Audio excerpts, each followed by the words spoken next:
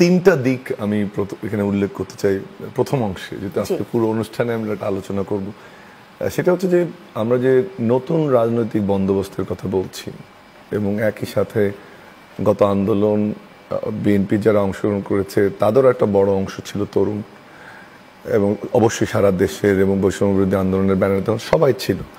তো নতুন বাংলাদেশে যে একটা নতুন ধারার রাজনীতি এবং টার্মিনোলজি আপনি দেখেন যে তারুণ্যের উৎসব, এটাও কিন্তু একটা আমি মনে করি যে নতুনত্ব বিএনপির রাজনৈতিক ন্যারেটিভ দাঁড় করার পেছনে। এবং তার সাথে আমার ফার্স্ট পয়েন্টটা আরেকটা জিনিস যোগ করি যে আজকে যদি তারেক রহমান সাহেবের আপনি বক্তব্য দেখেন, উনি এখানে হাইলাইট করেছেন যে 3.5 কোটি ভোটারের যে ভোটাধিকার হরণ, যেটা হেলাল ভাই একটু উল্লেখ করেন, তারা ভোট দিতে চায়। তরুণদের কর্মসংস্থানের কথা উনি বলেছেন, প্রশিক্ষণ এবং কর্মমুখী শিক্ষার কথা উনি উল্লেখ করেছেন, বিদেশি ভাষা শিক্ষার কথা, যে কয়েকটা ধারাবাহিকভাবে যে কয়েকটা অনুষ্ঠান হয়েছে, 4টি যতদূর আমার মনে পড়ে, এই 4টি অনুষ্ঠানে কিন্তু উনি ভাষা শিক্ষার উপরে গুরুত্ব দিয়েছেন। কুটির শিল্প নিয়ে কথা বলেছেন, কৃষকদের কার্ড নিয়ে কথা বলেছেন, 50 লক্ষ পরিবারকে, যে 4 কোটি ধরছেন উনি ফ্যামিলি, তার মধ্যে অন্তত 50 লক্ষ পরিবারকে উনি সেবা দিতে চেয়েছেন। এরপর আরেকটা জিনিস আমার ভালো লেগেছে যে উনি বলছেন যে তরুণ এবং প্রজ্ঞাবান যে অংশটি বিএনপির বা জাতির যে অংশ, তাদের সাথে তারুণ্যের সমন্বয়ে উনি দেশ গড়তে চান। এটাও কিন্তু একটা বিগ স্টেটমেন্ট। এটা হচ্ছে প্রথম আমার অ্যানালাইসিস যে নামকরণের ক্ষেত্রে যেভাবে বক্তব্যগুলো এসছে, প্রোগ্রামটা যে ডিজাইন, সেমিনার এবং পরের দিন সমাবেশ, এখানে একটা বিএনপি মুন্সিয়ানার পরিচয় দিয়েছে বলে আমি মনে করি। দ্বিতীয়টি হচ্ছে যে আমরা জানতাম যে শহীদ প্রেসিডেন্ট জিয়াউর রহমানের যে হিজবুল বাহার যে কনসেপ্ট ছিল, মেধাবী শিক্ষার্থীদের নিয়ে আসা, তাদেরকে রাজনৈতিক দর্শন এবং কর্মসূচির সঙ্গে পরিচয় করানো, জাতীয়তাবাদের সাথে ওই সময় পরিচয় করানো। সেক্ষেত্রে কিন্তু আমি একটা খুব ক্লোজলি ফলো করেছি, এটা হচ্ছে চিটাগংয়ে আমি জেনেছি যে সেখানে 40% ছিল বিএনপির 3টি সংগঠনের নেতাকর্মী, কিন্তু 60% ছিল বিভিন্ন, এবং আমি লিস্টটাও একটু দেখার সুযোগ হয়েছিল আমার, মেডিকেল কলেজ, ইঞ্জিনিয়ারিং ইনস্টিটিউট, চিটাগংয়ের স্বনামধন্য স্কুল কলেজের শিক্ষার্থী, বিভিন্ন যুব সংগঠনের প্রতিনিধিরা কিন্তু সেখানে অংশগ্রহণ করেছে।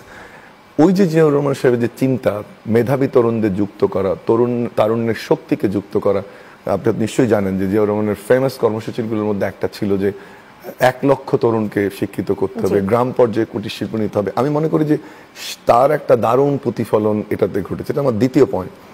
তৃতীয় আরেকটি দিক হচ্ছে যে আমরা এই বিপ্লবের পরে দেখেছি যে তরুণদের ডাইরেকশনটা কি। অন্যান্য যারা আন্দোলনে অংশগ্রহণ করেছে, আমি কাউকে ছোট করে দেখছি না, সেটা এনসিপি হোক বা বাকশাস যেটাকে আমরা বলছি বাংলাদেশ জাতীয় ছাত্র সংসদ, বা অন্যান্য যে দলগুলো বা অন্যান্য ছোট ছোট যে গোষ্ঠী তৈরি হয়েছে, তারা কিন্তু তরুণদের সামনে কর্মসূচি উপস্থাপন করতে পারেনি। কিন্তু এখানে আমি দেখলাম যে বিএনপি সেমিনারের যে স্টাইল, এটাও কিন্তু একটা নতুনত্ব, যে সেমিনার এবং পরের দিন প্রোগ্রাম, সেখানে কিন্তু কর্মসূচিটা তুলে ধরতে পেরেছে। একটা হচ্ছে আদর্শিক জায়গাটা তুলে ধরতে পেরেছে, কি করতে চাই, এবং 31 দফা যেটা তারেক রহমান সাহেব প্রমোট করছে, ওনারা যেটা প্রমোট করছেন, সেটা কিন্তু এখানে তুলে ধরতে পেরেছে। এটাও কিন্তু বিএনপির অনেক বড় সফলতা।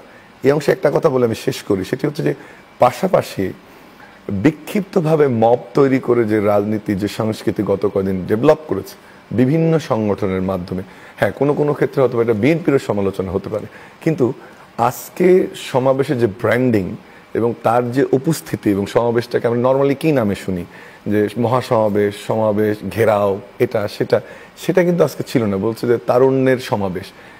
এটাতে 3টে জিনিস অ্যাচিভ করেছে বিএনপি। একটা হচ্ছে যে সাংগঠনিক যে অবস্থা, সেটাকে যেমন তুলে ধরতে পেরেছে, যে সময়টার কথা হেলাল ভাই একটু টাচ করলেন, যে বিএনপি যে সর্ববৃহৎ রাজনৈতিক দল এই মুহূর্তে, আজকে যে উপস্থিতি ছিল, আমি ফিজিক্যালি দেখিনি, বাট টেলিভিশনে যেটা দেখলাম, অসংখ্য মানুষ, তরুণরা সেখানে অংশগ্রহণ করেছে। আর তৃতীয় হচ্ছে যে আমরা জানি বিএনপি একটি সর্ববৃহৎ দল, বাট সুশৃঙ্খল কর্মসূচি, চিন্তাশীল কর্মসূচি, এবং তার মাধ্যমেও যে লোককে সংযুক্ত করা যায়, সেটাও কিন্তু প্রমাণিত হয়েছে। আমি প্রথম অংশে এভাবে 3টে পয়েন্ট ইভ্যালুয়েট করতে চাই।